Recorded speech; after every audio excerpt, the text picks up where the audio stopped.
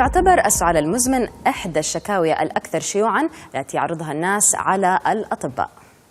طبعا له أسباب عديدة، لكن عادة ما يزول السعال المزمن عندما يزول السبب الرئيسي الذي أدى إليه، ويعتبر احتقان الأنف أو سيلان الأنف ووجود صفير في الرئتين وضيق التنفس من أبرز علاماته. للمزيد ينضم إلينا في الاستديو دكتور أيمن بدر كريم، استشاري أمراض صدرية واضطرابات النوم. صباح الخير يا دكتور. صباح النور. متى نقول عن أن السعال أصبح مزمن؟ بعد قديش؟ نعم، على حسب التعريف الطبي أنه بعد 8 أسابيع متواصلة. بس احنا حقيقة في الممارسة المهنية ما ننتظر إلى 8 أسابيع، ولكن التعريف الطبي يقول كذا، لأنه في خلال 8 أسابيع من السعال المزمن تتأثر حياة الإنسان كثير، ويضطر أنه يفقد ساعات من نومه بسبب السعال المزمن، لأنه احنا بنتكلم على مشكلة منتشرة كثير، قد تصل حقيقة في بعض الدراسات إلى 40% من بعض الناس حتى غير المدخنين، فما بالك بالمدخنين. ولكن طبعا بالنسبة لمدى انتشارها أحيانا يعني في بعض الدراسات بينت أن 3% في المجتمع، 10% في المجتمع، احنا ناخذها تقريبا 25% يعني معدل متوسط، فهي يعني 1 من كل 4. احنا بنتكلم على مشكلة منتشرة، انه سعال مزمن إلى أكثر من 8 أسابيع متواصلة، هذه يعني ما هي لعبة تعتبر. نعم صح. طب إيش تكون أسباب السعال المزمن؟ الأسباب كثيرة حقيقة، وهي حقيقة يعني أنا مهم جدا النقطة هذه، لأنه المشكلة في علاج السعال المزمن بالنسبة لكثير من الأطباء غير المتخصصين إنهم يعالجوا الأعراض، يعني يعالجوا عرض السعال.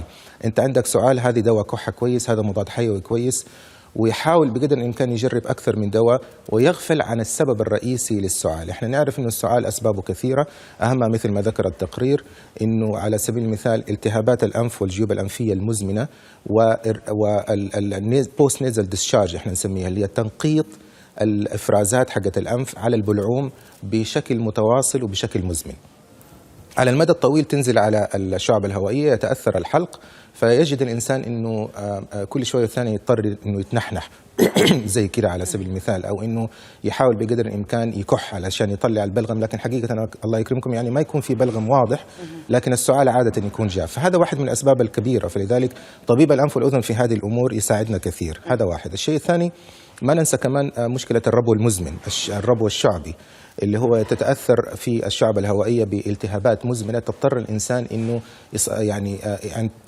يعني تعرضه للالتهابات الفيروسية أو العدوى الفيروسية والبكتيرية، على سبيل المثال إنه تتهيج الشعب الهوائية بشكل أكبر. فحساسية الصدر بشكل عام من المشاكل المزمنة. كذلك ارتجاع معدة، عصارة المعدة، هذه مشكلة منتشرة كثيرة، قد تصل إلى تقريبا 70% من بعض الناس في بعض المجتمعات، وعلى المدى الطويل بدون علاج تتسبب في تهيج الشعب الهوائية، وحتى عصارة المعدة أحيانا خلال فترة الليل تصل إلى الحلق، فبالتالي يجد الإنسان صعوبة في أحيانا يجد أنه شرقة أثناء وسط الليل، وصعوبة في الهضم وارتجاع وكتمة وصفير في الصدر، فمشكلاتها متعددة حقيقة. فإحنا نلجأ إلى علاج الأسباب وليس فقط الأعراض.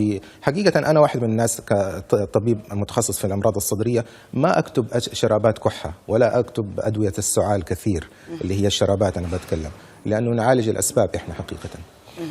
طب دكتور، ذكرت أنه علاج المشكلة تعالج طبعا موضوع السعال بالعلاج المشكلة الأساسية. نعم. في بعض المشاكل مزمنة زي الربو مثلا، هذا مرض صحيح. مزمن ما يتعالج، طيب كيف نوقف السعال؟ لا، هو طبعا يتعالج على المدى الطويل حقيقة، لأنه هذه مشكلة أخرى. كلامك صحيح، لأنه كثير من الأطباء غير المتخصصين ما يستطيعون أن يتحكموا في أعراض الربو الشعبي على المدى الطويل، مع أنه عندنا يعني علاجات فعالة جدا وتستطيع أنها تتحكم في الربو. أي نعم، الربو حقيقة يعني مرض يمكن التحكم في أعراضه بمنتهى السهولة.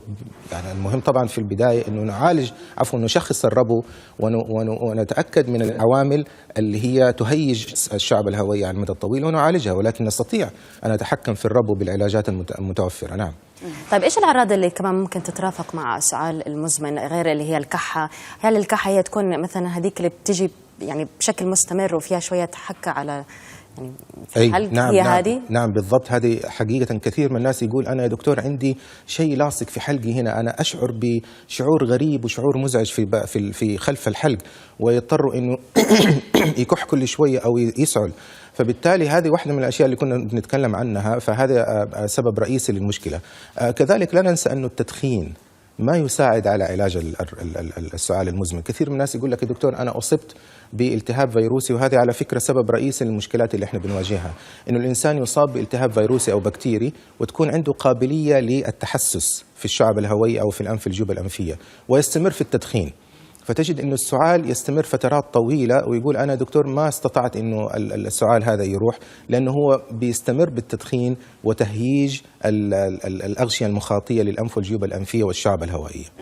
طب دكتور، في بعض الناس يصابوا مثلا بإنفلونزا أو يصابوا بنزلة برد، نعم. وبعدها يستمر السعال بدون توقف، يكون أساسه النزلة، بس إحنا نتكلم عن سعال بدون أي سابق نزلات برد، بدون مرض أساسي في البداية. نعم، نتكلم مثلا على سبيل المثال اللي هو الالتهاب الشعب الهوائية الساد المزمن اللي احنا نسميه COPD، اللي هو له علاقة بمضاعفات التدخين وبعض الأمراض. هذا ما له علاقة بنزلات البرد؟ مو شرط، ولكن طبعا بعد نزلات البرد بشكل عام والالتهابات الفيروسية تتفاقم الأعراض وتتأثر طبعا المشكلة أكثر وأكثر.